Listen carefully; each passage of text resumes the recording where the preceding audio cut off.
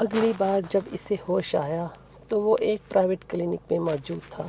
آنکھیں کھول کر اس نے ایک بار اپنے ارد گرد دیکھنے کی کوشش کی۔ کمرے میں اس وقت ایک نرس موجود تھی جو اس کے پاس کھڑی ڈرپ کو صحیح کرنے میں مصروف تھی۔ سالار نے اسے مسکراتے دیکھا۔ وہ اس سے کچھ کہنا چاہ رہا تھا مگر اس کا ذہن ایک بار پھر تاریکی میں ڈوب گیا۔ دوسری بار اسے جب ہوش آیا تو اسے اندازہ نہیں ہوا مگر دوسری بار آنکھیں کھولنے پر اس نے کمرے میں کچھ شناسا چہرے دیکھے۔ اسے آنکھیں کھولتے دیکھ کر ممی اس کی طرف بڑھیں۔ کیسا محسوس کر رہے ہو تم؟ انہوں نے اس پر جھکتے ہوئے بےتابی سے کہا۔ جسٹ فائن، سالار نے دور کھڑے سکندر عثمان کو دیکھتے ہوئے دھیمے لہجے میں کہا۔ اس سے پہلے کہ اس کی امی کچھ اور کہتی، کمرے میں موجود ایک ڈاکٹر آگے بڑھا اور اس کی نبض چیک کرنے لگا۔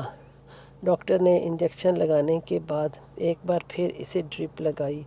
سالار نے کچھ بیزاری کے ساتھ یہ کارروائیاں دیکھیں۔ ڈرپ لگانے کے بعد وہ سکندر عثمان اور ان کی بیگم سے باتیں کرنے لگا۔ سالار اس گفتگو کے دوران چھت کو گھورتا رہا۔ پھر کچھ دیر بعد ڈاکٹر کمرے سے نکل گیا۔ کمرے میں اب بالکل خاموشی تھی۔ سکندر عثمان اور ان کی بیگم اپنا سر پکڑے بیٹھے تھے۔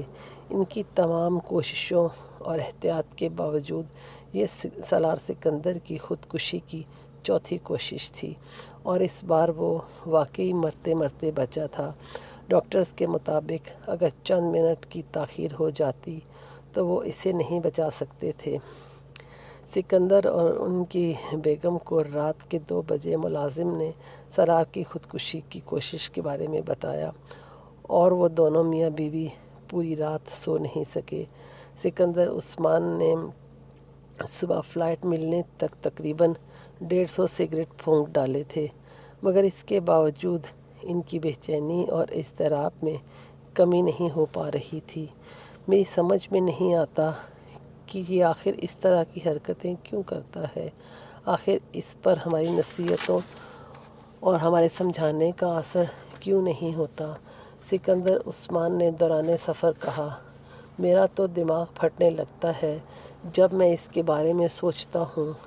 کیا نہیں کیا اس کے لیے، ہر سہولت، بہترین تعلیم، حتیٰ کہ بڑے بڑے سائیکیٹرسٹ تک کو دکھا چکا ہوں مگر نتیجہ وہی ڈھاک کے 3 پات۔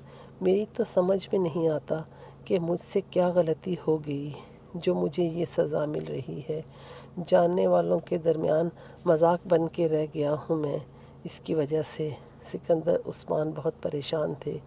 ہر وقت میرا دم حلق میں اٹکا رہتا ہے کہ پتہ نہیں وہ اس وقت کیا کر گزرے۔ اتنی احتیاط برتنے کا نتیجہ یہ نکلا کہ ایک بار پھر ہم غافل ہوئے تو پھر وہی حرکت کر گزرا۔ طیبہ نے اپنی آنکھوں میں آنسو صاف کرتے ہوئے کہا۔ وہ دونوں اسی طرح باتیں کرتے ہوئے کراچی سے اسلام آباد آئے تھے مگر سالار کے سامنے آ کر دونوں کو چپ لگ گئی تھی۔ ان دونوں ہی کی سمجھ میں نہیں آ رہا تھا کہ وہ اس حالت میں اس سے کیا کہیں۔ سالار کو ان کی دلی اور ذہنی کیفیت کا اچھی طرح اندازہ تھا اور ان کی خاموشی کو ہی غنیمت سمجھ رہا تھا۔ انہوں نے اس دن اس سے کچھ نہیں کہا۔ اگلے دن بھی وہ دونوں خاموش رہے تھے مگر تیسرے دن ان دونوں نے اپنی خاموشی توڑ دی تھی۔ مجھے صرف یہ بتاؤ کہ آخر تم یہ سب کیوں کر رہے ہو؟ سکندر نے اس رات بڑے تحمل مزاجی سے اس کے ساتھ گفتگو کا آغاز کیا۔ آخر تمہارے ساتھ مسئلہ کیا ہے؟ تم نے وعدہ کیا تھا کہ تم ایسی کوئی حرکت نہیں کرو گے۔ میں نے اسی وعدے پر تمہیں اسپورٹس کار بھی لے کر دی۔ ہر بات مان رہے ہیں ہم لوگ تمہاری، پھر بھی تمہیں قطعاً احساس نہیں ہم لوگوں کا، نہ خاندان کی عزت کا۔ سالار اسی طرح چپ بیٹھا رہا۔ کسی اور کا نہیں تو ہم دونوں کا ہی کچھ خیال کرو، تمہاری وجہ سے ہماری راتوں کی نیند اڑ گئی ہے۔ طیبہ نے کہا۔ تمہیں کوئی پریشانی، کوئی پرابلم ہے تو ہم سے ڈسکس کرو، بات کرو ہم سے، مگر اس طرح سے مرنے کی کوشش کرنا۔ تم نے کبھی سوچا ہے کہ اگر تم ان کوششوں میں کامیاب ہو جاتے تو ہمارا کیا ہوتا؟ سالار خاموشی سے ان کی باتیں سنتا رہا۔ ان کی باتوں میں کچھ بھی نیا نہیں تھا۔ خودکشی کی ہر کوشش کے بعد وہ اسی طرح کی باتیں کرتے تھے۔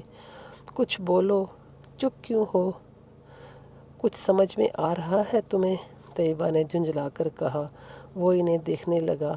ماں باپ کو اس طرح ذلیل کر کے بڑی خوشی ملتی ہے تمہیں؟ اس قدر شاندار مستقبل ہے تمہارا اور تم اپنی احمقانہ حرکتوں کی وجہ سے اپنی زندگی ختم کرنے کی کوشش کر رہے ہو۔ لوگ ترستے ہیں اس طرح کے اکیڈمک ریکارڈ کے لیے۔ سکندر عثمان نے اس کا اکیڈمک ریکارڈ یاد دلوانے کی کوشش کی۔ سالار نے بے اختیار ایک جمائی لی۔ وہ جانتا تھا کہ اب وہ اسے بچپن سے لے کر اب تک کی کامیابیوں کو دہرانا شروع کر دیں گے۔ ایسا ہی ہوا تھا۔ اگلے 15 منٹ اس موضوع پر بولنے کے بعد انہوں نے تھک کر پوچھا، آخر کچھ بولتے کیوں نہیں تم؟ میں کیا بولوں؟ سب کچھ تو آپ دونوں نے کہہ دیا، سالار نے کچھ اکتائے ہوئے انداز میں کہا۔ میری زندگی میرا پرسنل معاملہ ہے۔ پھر بھی میں آپ لوگوں کو بتایا ہے کہ دراصل میں مرنے کی کوشش نہیں کر رہا تھا۔ سکندر نے بات کاٹی۔ تم جو کچھ بھی کر رہے تھے وہ مت کیا کرو، ہم پر کچھ رحم کھاؤ۔ سالار نے ناراضگی سے باپ کو دیکھا۔ تم آخر یہ کیوں کرتے ہو کہ تم آئندہ ایسی حرکت نہیں کرو گے؟ فضول بحث کیوں کرتے ہو؟ اس بار طیبہ نے کہا۔ اچھا ٹھیک ہے، نہیں کروں گا ایسی کوئی حرکت آئندہ۔ سالار نے بیزارگی سے جیسے ان دونوں سے جان چھڑانے کے لیے کہا ہو۔ سکندر نے ایک گہری سانس لی۔ وہ اس کے وعدے پر مطمئن نہیں تھے، نہ وہ اور نہ ان کی بیوی، مگر ایسے وعدے لینے کے علاوہ ان کے پاس کوئی اور چارہ بھی نہیں تھا۔ وہ بچپن سے اپنے اس بیٹے پر فخر کرتے تھے، مگر پچھلے کچھ سالوں سے ان کا یہ فخر ختم ہو گیا تھا۔ جتنا پریشان انہیں سالار نے کیا تھا، اتنا ان کے باقی بچوں نے مل کر بھی نہیں کیا تھا۔ اب کیسا ہے تمہارا دوست؟ گئے تھے اس کی خیریت دریافت کرنے؟ امامہ وسیم کے ساتھ مارکیٹ جا رہی تھی کہ اچانک اسے سالار کا خیال آیا۔ پہلے سے تو کافی بہتر ہے، شاید کل پرسوں تک ڈسچارج ہو جائے۔ وسیم نے اسے سالار کے بارے میں تفصیلات سے آگاہ کیا۔ تم چلو گی واپسی پر اسے دیکھنے؟ وسیم کو اچانک خیال آیا۔ میں؟ امامہ حیران ہوئی۔ میں کیا کروں گی جا کر؟ خیریت دریافت کرنا، اور کیا کرنا ہے تمہیں؟ وسیم نے سنجیدگی سے کہا۔ اچھا، امامہ کچھ تامل سے بولی۔ چلو ٹھیک ہے، چلیں گے۔ حالانکہ اس طرح کے مریض کی عیادت کرنا فضول ہے، اس نے لاپرواہی سے کہا۔ ویسے مجھے توقع تھی کہ اس کے پیرنٹس ہمارے گھر آئیں گے شکریہ وغیرہ ادا کرنے کہ ہم نے ان کے بیٹے کی جان بچا لی۔ کس طرح بھر وقت مدد کی تھی ہم نے، مگر انہوں نے بھولے سے بھی ہمارے گھر کا رخ نہیں کیا۔ امامہ نے تبصرہ کیا۔ تم ان بیچاروں کی کنڈیشن کا اندازہ نہیں کر سکتی، کس منہ سے وہ شکریہ ادا کرنے آئیں، اور اگر کوئی ان سے پوچھ بیٹھے کہ آپ کے بیٹے نے ایسی حرکت کیوں کی تو وہ بیچارے کیا جواب دیں؟ کیا کہیں کہ ان کا بیٹے کو شوق ہے اس طرح کرنے کا، اور وہ بیچارے عجیب مشکل میں پھنسے ہوئے ہیں۔ وسیم نے قدرے افسوس کرنے کے انداز میں کہا۔ ویسے ان کے پیرنٹس نے میرا بہت شکریہ ادا کیا، اور امی اور بابا جب پرسوں ہاسپٹل میں ان کی خیریت دریافت کرنے گئے تو انہوں نے وہاں پر ان کا بھی شکریہ ادا کیا۔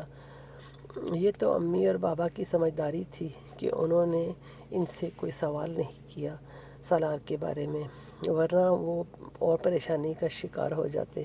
وسیم نے گاڑی موڑتے ہوئے کہا۔ مگر آخر تمہارے دوست کا مسئلہ کیا ہے؟ کیوں بیٹھے بیٹھائے اس طرح کی احمقانہ حرکتیں کرنے لگتا ہے؟ امامہ نے پوچھا۔ تم مجھ سے اس طرح پوچھ رہی ہو جیسے وہ یہ سب کچھ مجھے بتا کر کرتا ہے۔ مجھے کیا پتا وہ کس لیے یہ سب کچھ کرتا پھر رہا ہے؟ تمہارا اتنا گہرا دوست ہے، تم پوچھتے کیوں نہیں اس سے؟ اتنا گہرا دوست بھی نہیں ہے کہ ایسی باتوں کے بارے میں مجھے بتاتا پھرے، اور ویسے بھی میں اسے کیوں کھریدتا پھروں؟ اس کا کوئی مسئلہ ہوگا؟ تو پھر بہتر نہیں کہ ایسے دوستوں سے کچھ فاصلے پہ رہو؟ ایسے لوگوں سے دوستی اچھی نہیں ہوتی۔ اگر کل کلاں تم بھی ایسی ہی حرکتیں کرنے لگو تو؟ ویسے تم نے اس دن جو حرکت کی تھی وہ اگر اسے یاد ہو رہی تو ہماری دوستی میں خود ہی خاصا فرق پڑ جائے گا۔ وسیم نے اسے کچھ جتاتے ہوئے انداز میں کہا۔ میں نہیں سمجھتی کہ اسے وہ تھپڑ یاد ہوگا، وہ صحیح طور پر ہوش میں نہیں تھا۔ تم سے ذکر کیا اس نے اس بارے میں؟ ماما نے پوچھا۔ نہیں، مجھ سے تو کوئی بات نہیں کی، مگر ہو سکتا ہے اسے یاد ہو۔ تم نے اچھا نہیں کیا تھا۔ اس نے ایسی حرکت ہی کی تھی کہ ایک تو اپنا ہاتھ کھینچ رہا تھا، دوسرا گالیاں دے رہا تھا، اور اوپر سے میرا دوپٹہ بھی کھینچ لیا۔ اس نے دوپٹہ نہیں کھینچا، اس کا ہاتھ لگا تھا، وسیم نے سالار کو دفاع کرتے ہوئے کہا۔ جو بھی کیا تھا، اس وقت تو مجھے بہت غصہ آیا تھا، مگر بعد میں مجھے بھی افسوس ہوا کہ میں نے خواہ اسے تھپڑ مار دیا، اور کہیں وہ مر جاتا تو میں بہت پچھتاتی۔ ماما نے قدرے معذرت خانہ انداز میں کہا۔ چلو تم آج اس سے معذرت کر لینا، وسیم نے مشورہ دیا۔ کیوں ایکسکیوز کروں؟ ہو سکتا ہے اسے کچھ تخلیق یاد ہی نہ ہو، آدم علیہ پھر میں السلام۔ خواہ گڑے مردے جب اکھاڑتی اللہ پھروں، تعالیٰ نے حضرت اسے آدم یاد علیہ دلاؤں السلام کہ کی ہاں تخلیق میں نے کا تمہیں ارادہ اس دن فرمایا تھپڑ مارا تھا، ماما تو نے حضرت فوراً جبریل کہا۔ کو حکم اور دیا فرض کرو کہ وہ زمین اسے سب کچھ کے مختلف یاد ہوا حصوں تو؟ سے مٹی لائیں۔ تو کیا ہوا؟ جب مٹی لائی وہ کون گئی سا تو ہمارا اس میں رشتہ پانی دار ہے ڈالا کہ گیا، اس سے تعلقات پھر یہ خراب ہو مٹی جائیں گے 40 روز یا تک میل اسی جول طرح میں کوئی پڑی فرق رہی۔ پڑے گا؟ جب ماما حضرت نے آدم علیہ لاپرواہی سے السلام کی کہا۔ تخلیق ہو چکی شاپنگ کرنے تو کے اللہ بعد تعالیٰ نے وسیم اسے سب کلینک لے فرشتوں کو آیا حکم جہاں دیا سالار زیر کہ وہ حضرت علاج تھا۔ آدم علیہ وہ السلام دونوں کو جس وقت اس سجدہ کے کریں۔ کمرے میں داخل ابلیس ہوئے، کے سوا اس سب وقت نے وہ اس سوپ حکم پینے میں کو کی مصروف تعمیل تھا۔ کی۔ سالار نے اس وسیم حکم کے ساتھ عدولی پر آنے والی لڑکی ابلیس کو کو فوراً روز پہچان جزا لیا، تک مردود اگرچہ قرار دے اس دیا رات اس گیا۔ کی حالت میں حضرت آدم وہ اس ایک سے عرصہ شناخت تک نہیں کر سکا تنہا تھا، زندگی بسر مگر کرتے اس رہے۔ وقت اسے دیکھتے ایک ہی دن وہ حضرت پہچان آدم علیہ گیا تھا۔ السلام سوئے ہوئے اپنی تھے۔ ممی سے جب یہ بیدار بات ہوئے پہلے ہی جان تو چکا ان کے تھا پاس کہ ایک وسیم عورت کی موجود بہن نے تھی۔